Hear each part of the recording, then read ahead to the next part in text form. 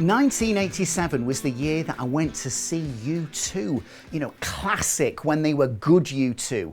Bono and the gang were in their Joshua Tree phase. In May that year, they released the enduring anthem, I Still Haven't Found What I'm Looking For. Much less so nowadays, but for half a century, I was Bono-esque. There was definitely something missing that I could never quite put my finger on. What that certain something was. As a youngster, I dreamed of one day being famous. The only modicum of skill I possessed was in acting, and I thought a career as an actor would pave the way not only to fame and recognition, but also to a permanent state of happiness. Looking back, working as a bank clerk in Charlton-cum-Hardy certainly didn't seem to be the most obvious route to achieving fame and fortune as an actor. I opened a lot of current accounts, but never to an opening night of adoring theatre goers. My search for happiness continued, always with a common thread. The desire to find happiness in an event, a person, or an achievement, it continued to grow. My daily mantra could probably be summed up as, I'll be happy when.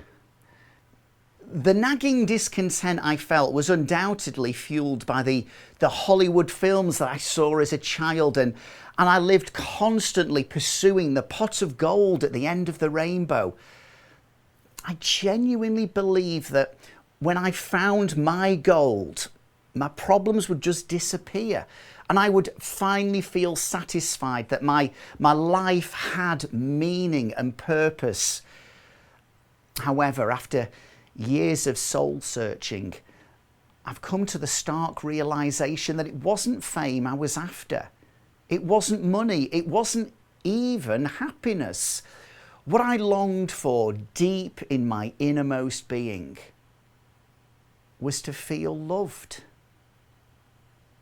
to feel I belonged, and that despite my countless flaws, failures, lack of toenails, it's a long story, I was still lovable and accepted by others. You see, I've slowly recognised that the trap I'd become ensnared in was seeking an external solution to what was an internal problem. And that at the risk of sounding cliche, I was looking for the keys to my happiness in someone else's pocket. I believed happiness was a destination, happiness central, a place you get to arrive at eventually.